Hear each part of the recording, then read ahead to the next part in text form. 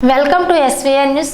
అంగన్వాడీ సెంటర్లకు సొంత భవనాలు నిర్మించడం కోసం కేటాయించిన 4 కోట్ల రూపాయలు ఏమాత్రం సరిపడవని పెందుర్తి ఎమ్మెల్యే పంచకల రమేష్ బాబు అసెంబ్లీలో ప్రస్తావించారు.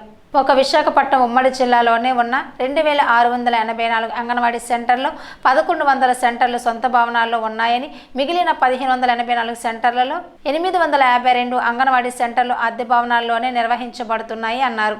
మిగిలిన 732 సెంటర్లు అద్దె లేకుండా ప్రైవేట్ భవనాల్లో నిర్వహించడం జరుగుతుందన్నారు.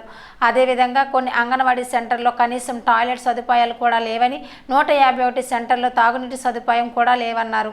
గత ప్రభుత్వంలో పూర్తిగా అంగన్వాడీ సెంటర్లను నిర్లక్ష్యానికి గురి చేశారని, తమ జీతభత్యాలు సరిపోవడం లేదంటూ, అంగన్వాడీ ఉద్యోగులకు కూడా అమ్మఒడి వర్తించాలి అంటూ పెన్షన్లు ఇవ్వాలి అని అంగన్వాడీ కార్యకర్తలు అడిగితే వారిపై ఎస్మా చట్టం కింద అరెస్టు చేశారన్నారు.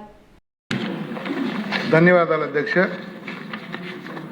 ఏదైతే మంత్రి గారి సమాధానం ఉందో 4 కోట్లు పెండింగ్లో ఉన్న, అండర్ కన్స్ట్రక్షన్లో ఉన్న బిల్డింగ్లకి 4 కోట్లు శాంక్షన్ ఇచ్చామన్నారు.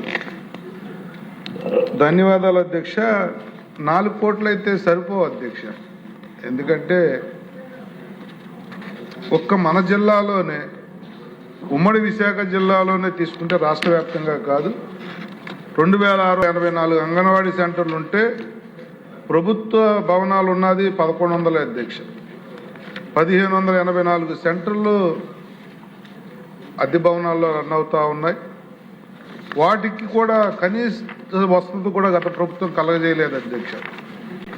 ఏదైతే ఏ వర్గాలకైతే ఇది సేవలు అందిస్తూ ఉందో, చిన్నపిల్లలు, గర్భిణీ స్త్రీలు, డెలివరీ అయిన తల్లులు, ఆ వర్గాల వారికి సేవలు అందించే ఈ సెంటర్లో గత ప్రభుత్వం కనీస వసతులు కూడా ఇవ్వక, వాళ్ళు కనీస వేతనాల కోసం ఫైట్ చేస్తే వాళ్ళని అరెస్ట్ చేసి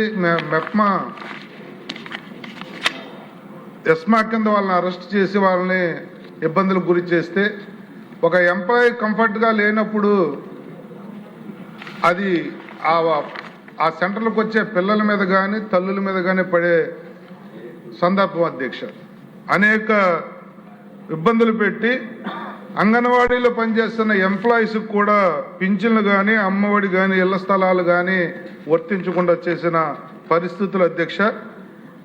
గత ప్రభుత్వం ఇన్ని తప్పులు చేస్తే మనం వచ్చిన తర్వాత ఈ సంవత్సరాల కాలంలోనే మన జీతాలు విషయంలో కానీ, కొన్ని చోట్ల మంచినీటి సదుపాయాలు, మరుగుదొడ్లు ఇవన్నీ ఏర్పాటు చేయటంలో కానీ,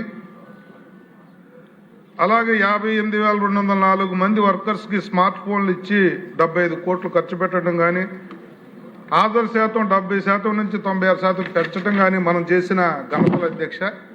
అయితే మీ ద్వారా ప్రభుత్వాన్ని, మంత్రి గారు నేను కోరేది ఏమిటంటే, ఇప్పుడు మీరు ఇచ్చిన బడ్జెట్ అయితే చాలదు, ఇంకా పెద్ద మొత్తంలో నిధులు కేటాయిస్తే అక్కడ కంఫర్ట్ ఉత్పత్తి చేయగలిగింది మనం ఏమీ ఉండదు.